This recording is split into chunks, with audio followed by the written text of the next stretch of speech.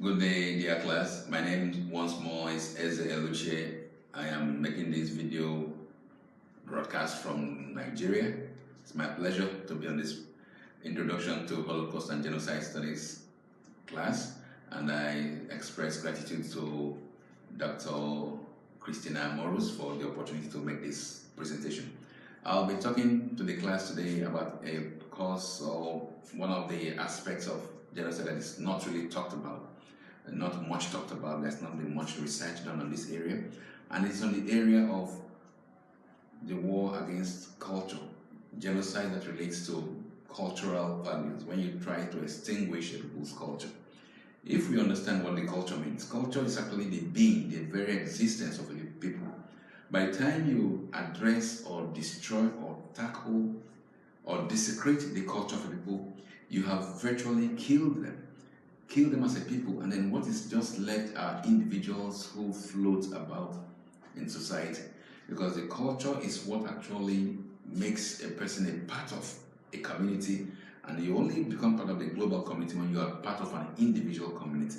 So it's very clear that once there is an effort to address or to destroy a person's culture, you have gone to the very basic, the being of that person.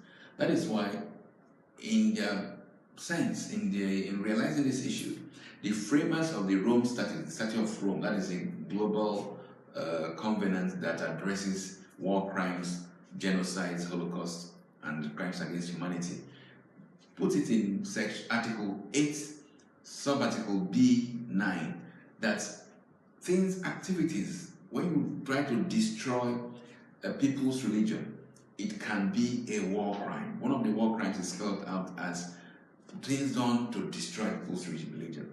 And it's been a portion of the Rome Statute that has been there for some time, but nobody has really taken action on it until a few months ago, when, if we all recollect, not too long ago there was an attack in Mali, the ancient city of Timbuktu.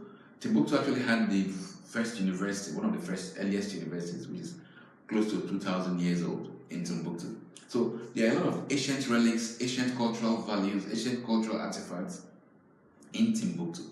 So the Islamists, the Muslim fundamentalists, the group known as the Akim, that is Al-Qaeda in the Islamic Maghreb, they felt that it was in their right to destroy these cultural values of the people of Mali. And then they proceeded and destroyed and vanquished most of the artifacts in Mali. So in its wisdom, the prosecutors of the International Court in The Hague felt it was an appropriate instance to bring to justice a perpetrator of the war against culture as a war crime. And they set up and picked up a man called Ahmad al-Mahdi. Ahmad al-Mahdi was actually the leader of the group that went about forcefully implementing Islamic laws and destroying the artifacts in Timbuktu. But the offense was actually very, very clear. That once you destroy what is of religious significance to a people, you have committed a war crime by destroying their cultural values. So he pleaded guilty without even much ado. He pleaded guilty and he was sentenced to prison term. And his thing is served it, he's been detained for quite a while. And he was, in addition, made to pay reparation to the people of Mali, to the people of Timbuktu, for the harms done to them. Now, why this case is very, very important is this. All through civilization, the conquering or settler groups have taken it upon themselves to destroy the cultural values, the religions of the indigenous populations.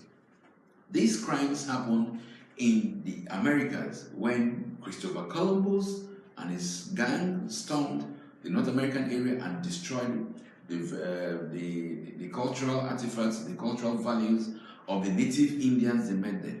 This crime also happened across Africa when the colonialists, be it Britain, France, Germany, the Belgian Congo, or whosoever, they took it upon themselves to vanquish, to destroy, obliterate the cultures of the peoples in Africa, who they met.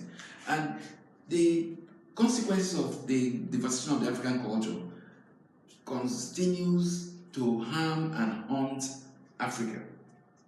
There has been, across Africa, there is people say that they are Christians and they are Muslims.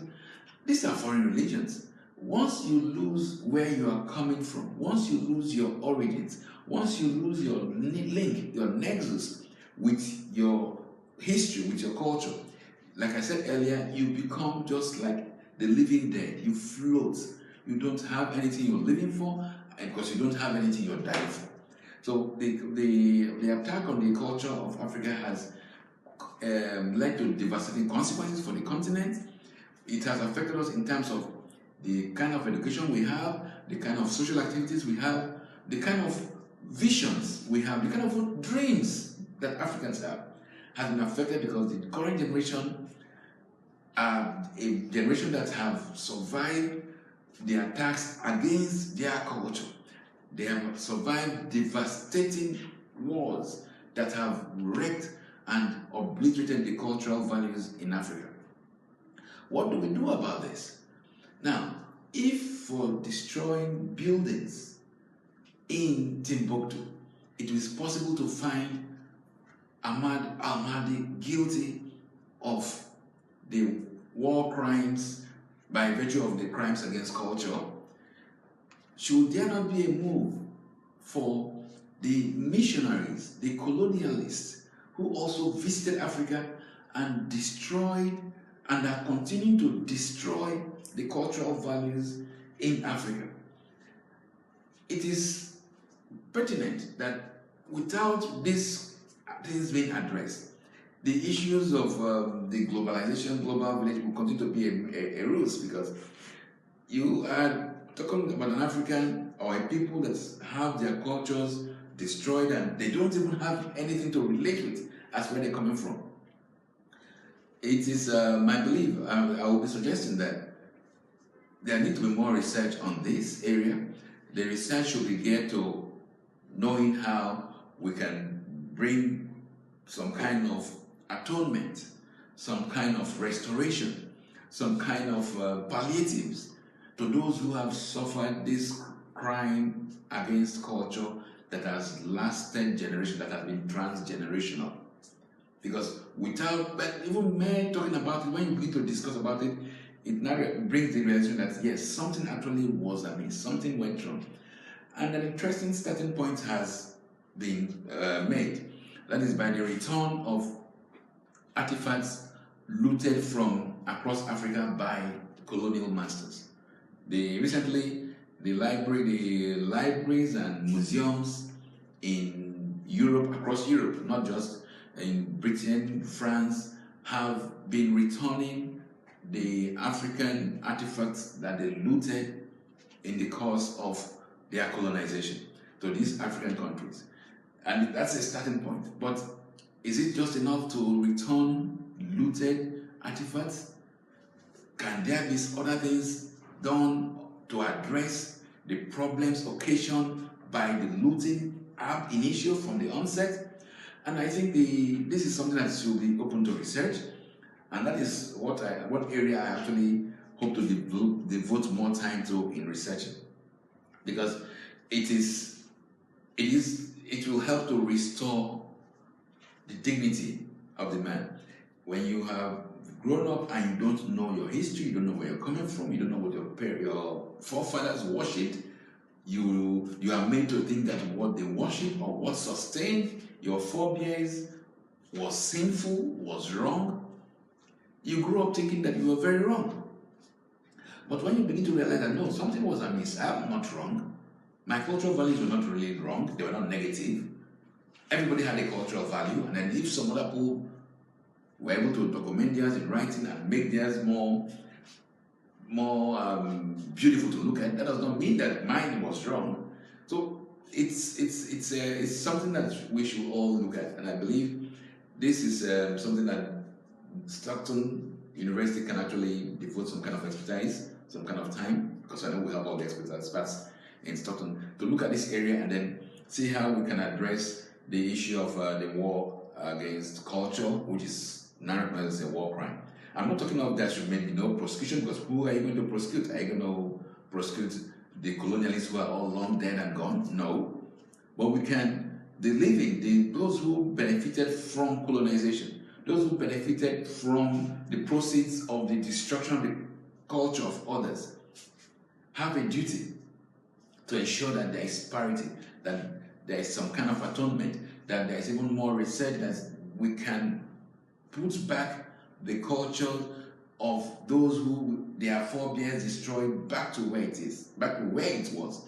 It's near impossible, but it's something that can be started off. And like the case I mentioned earlier, the case against the Al-Qaeda in Islamic Maghreb terrorist who was sentenced to jail and was asked to make some reparations, we can begin from there and say, okay, how can the Western colonial overlords, Britain, France, most of Europe, how can they be part of this process to recompense those they colonized, be it the Indian continent, be it in China, be it in Latin America or in Africa? How can they be part of the process to restore the cultural values of these peoples? Because there is more in sharing, there is more development. When we have a more inclusive world where everybody's culture is respected, then we're going to end up with a better world for everybody. So that's my talk for today. I'll be around to respond to any questions from anybody. Thank you very much for having this time.